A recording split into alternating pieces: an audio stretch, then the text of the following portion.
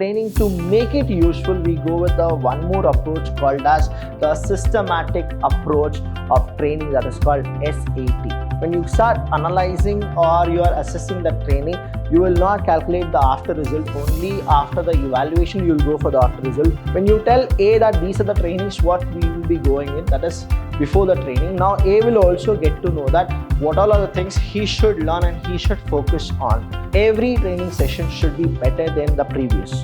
That is the reason we go for evaluation of the quality check, as well as we go with the effectiveness of the training.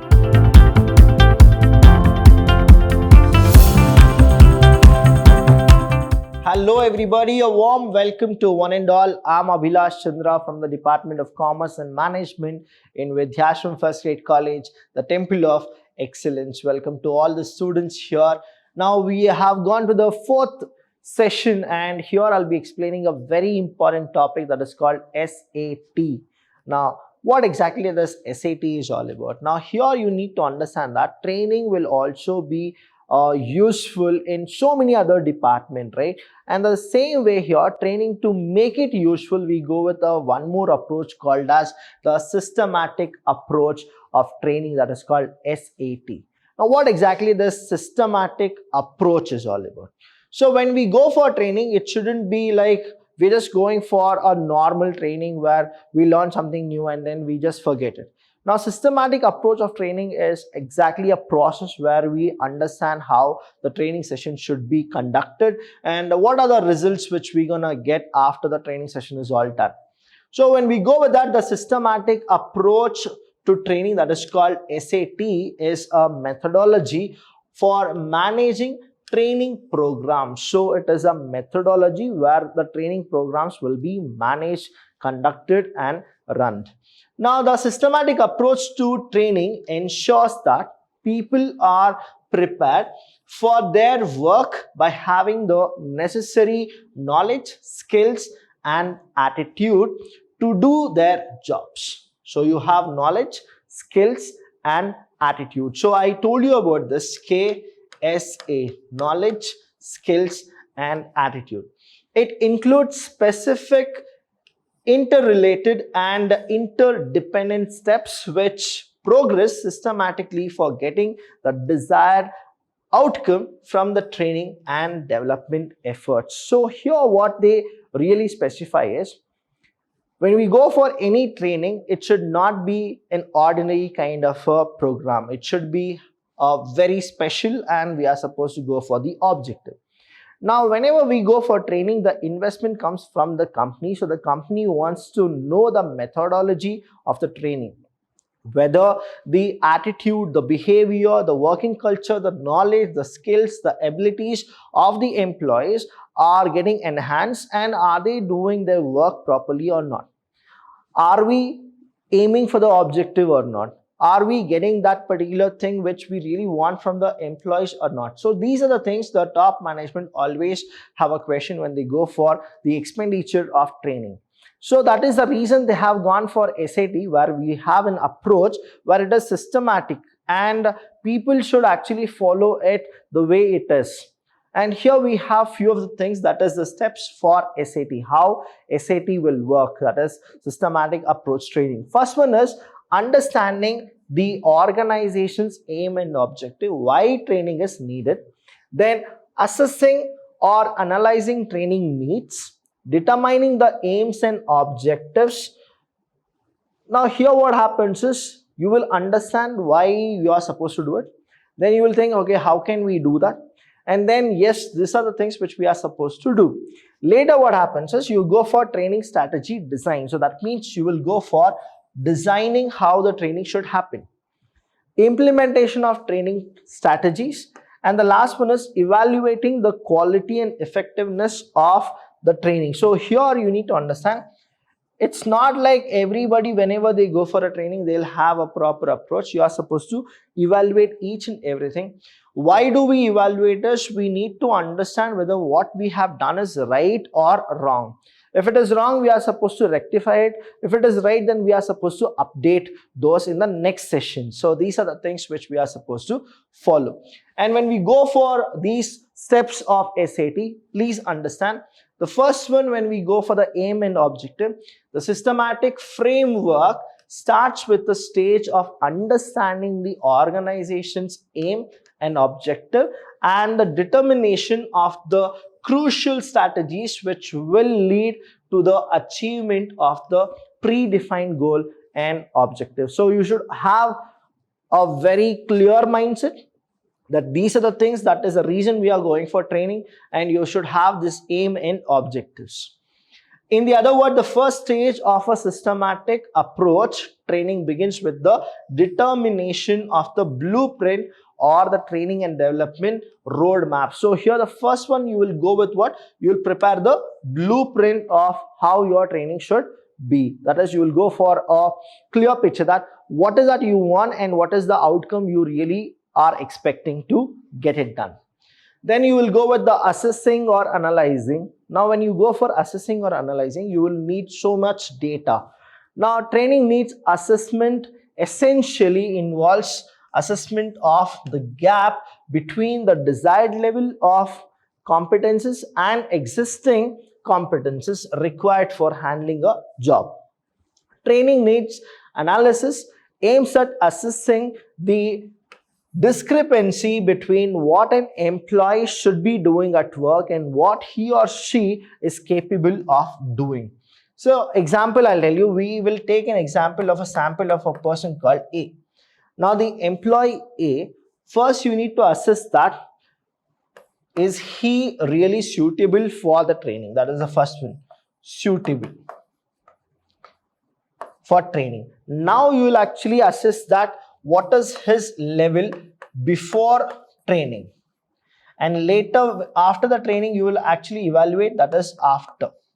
So here the second one is, that is assessing and analyzing, that if you analyze him, what he was before and what he will be after. So here what happens before what he was and after what he is after he gets the training sessions and all. So you will actually analyze those things. Now here when you start analyzing or you are assessing the training, you will not calculate the after result. Only after the evaluation you will go for the after result, but before that you will actually understand what that person can do. So here please understand, training needs analysis aims in assessing the discrepancy between what an employee should be doing at work. Now A, what he should be doing at work and what he or she is capable of doing. That is, to know their strength and the weakness, you will need to assess the training sessions as well. So when you go with the third one, that is all about determining the aims and objective. Now the trainees will be able to learn at the end of the training program and how they will be able to apply the learning at work. Now say example, employee A, now he got what exactly he should get it, that is the training has been given to him. Now he need to actually use those training skills in the practicality. That is the key point here. So if training objectives are specified well in advance during the planning stage itself, it will be improved the effectiveness of the training programs and the maximize the ROI. Now return on investment. So here what happens is, when you tell A that these are the trainings what we will be going in, that is before the training, now A will also get to know that what all are the things he should learn and he should focus on. So that will be the next step. And now it is the training strategy design. So this is a very important topic called as training strategy design. So when you go for proper design of how a training should happen, the training strategy design stage is again a very crucial stage of the systematic framework of training and development process. During this stage, the various possible alternatives are assessed and compared for reaping the optimum benefit from the training and development exercise. Now here what happens is, when you are going for a training design, right, when you are designing for how a training and development should happen, you will have several kinds of methodology which you can actually adopt to it. Now here what you will do is, you will have a developing premises where you will see that few of the alternative course of action you will actually bring into the table, and then you will discuss with so many other people for their consents. Now what happens is, in those alternative you will evaluate each and every methodology, each and every design, and whichever will actually give you the optimum, right, optimum benefits out of training and development, that one you will select it. And now what happens is, you can make little update, you can actually update those training sessions methodology, or you can have the same one and then you will give it to the employees. Now it includes analysis of the multiple parameters such as designing course, modules, content framework, deciding upon the training methodologies. Now after that you will actually implement that design. So implementation of the training strategy. This will be where you need to understand that you will go for the implementation, because you have selected the alternative course, you have evaluated each and everything. Now you went for a selection of one kind of a training methodology.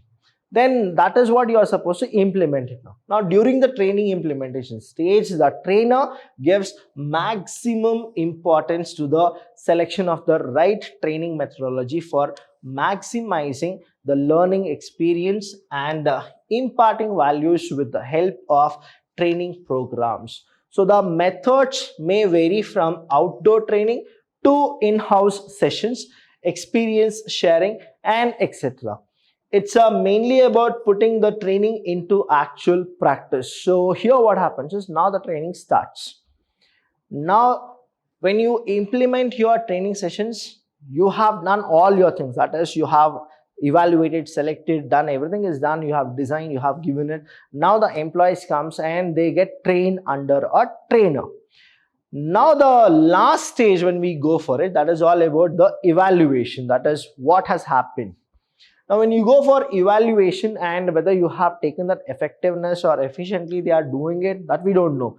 So one of the most crucial of the systematic approach of training is the evaluation of the effectiveness of the training program and implementing corrective actions for overcoming. Now you need to overcome wherever there is a deviation, you are supposed to overcome the deviation and ensuring the achievement of training and development goals. See, training is exactly a process, which I always told you in the first session and the second session as well.